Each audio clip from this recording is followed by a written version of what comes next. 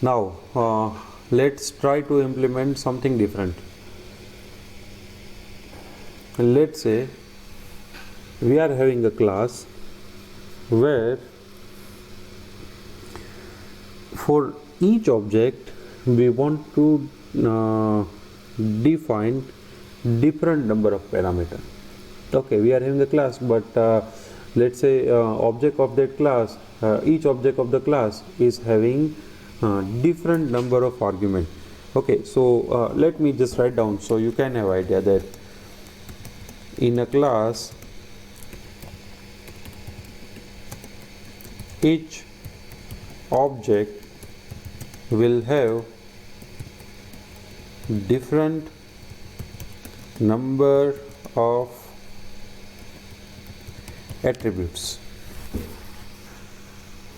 Okay, right now we will see only different number of attribute, and then we will see have different number of named attribute, or in short we can say different number of or variable number of named attribute. So how we can do it, let's see. So for that we will use ARGS. Okay, so let me show you one example. Class variable length argument, variable length. Okay, and then def underscore underscore init underscore underscore, and then we will specify self and star ARGS. Okay, and then self dot v1 that we will store into, let's say, L1 list1 equals to ARGS. Okay, def, what we will do here, we will display the info in bracket we will pass self, and then let's say we will display the value print self dot L1. Okay, or this object contains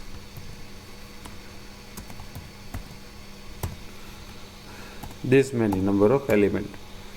Now let's say we want to define a method that will perform the addition of all the numbers which we have passed as an argument. Okay, so def let's say sum is a keyword, so it will not allow us to use it. So let's say vl sum, value sum, and then we will pass self. Okay, then we will put a loop. So s equals to 0, and then what we will do here, let's put one method. Okay, here as self dot s equals to 0, we will initialize it to 0, so it will be calculated whenever we will call this method. So self dot s is equals to 0. So for I in self dot L1, for I in objects list, s plus equals to I. Clear with this? So whenever we will call this method, what it will do, it will simply perform the addition of all the number, and then it will be stored into the sum. And here in info we will display object contain this 0, and addition of all element is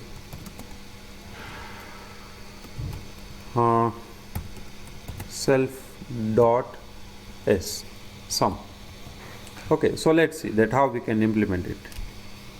Clear with this? Okay, here print the object contain this content. So let's say remove this so you can see all this thing. So this contain this element means list, and then we will display the addition of element. Now let's create the object of class v1. So let's say l1 equals to vl. We will pass n number of arguments. Let's say 1 2 3 4 5 and 6. Clear with this? Okay, now let's try to execute it.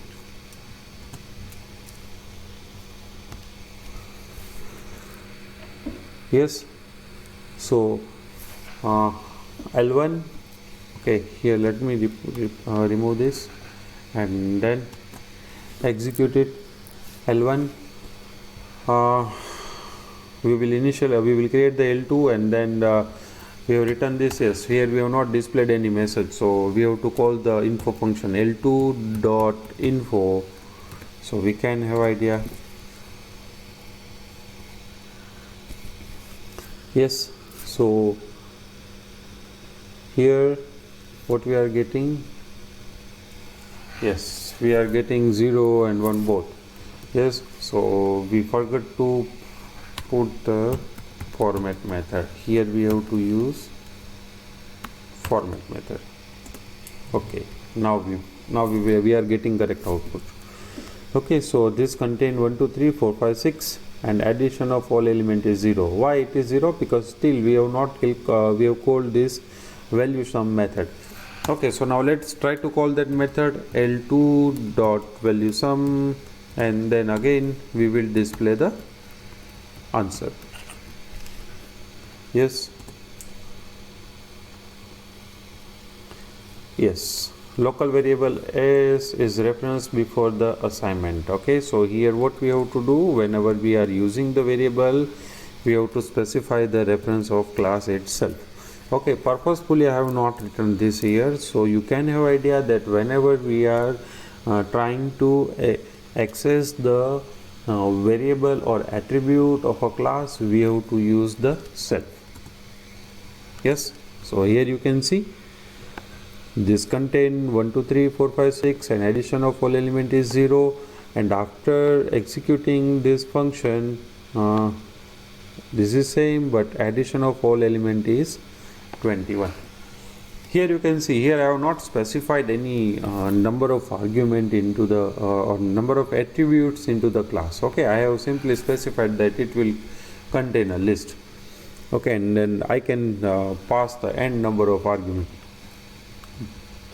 Let's try to create some few more objects. Okay, after each object we will put one print, so you can have idea that this is from the new class. Okay, and every time instead of L2, let's say L3, L4, sorry, L3 will be there, L3 will be there, L3 will be there, here L4, L4, L4, L4. Let's try to put some random value 3 4 5 6. Here we will report 5 6 7 8 9 and 10, and then let's call it. Yes, so here you can see every time we have created the object of class value list, and each object will have its own attribute. Okay, let's say first object contain 1 2 3 4 5 6, second contain 3 4 5 6, L4 contain the 5 6 7 8 9 10. Similarly you can also use ID over here. Okay, so if you want to print the ID, then here you can print ID self. Let's see what we are getting.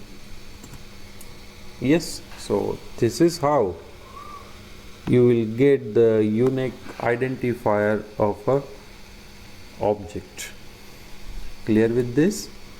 So in this tutorial we will keep up to this. In next tutorial we will see that how we can pass the named argument to the class, and then we will focus on how to implement the inheritance, how to use the access specifier, means how to declare the private and public and protected variable into the, or protected attributes into the Python class. So in this tutorial we will keep up to this. If we try to summarize the tutorial, then we can see that we have started with the simple class with the normal constructor and simple method. And then we have discussed the parameterized constructor, okay, and then we have discussed that how we can use the different you can say data types with the Python class. So here we have tried to use the list data type. Then we have seen that how to access the method of this. Then we have created a class where we will pass the n number of argument, okay, and then we have seen that how we can create the multiple object of the class, and we can call the method of the class, and then that same concept you can also implement with this class also, where you can create the multiple instance of the class. Okay, so in this tutorial we will keep up to this. More we will discuss in next tutorial. Thank you.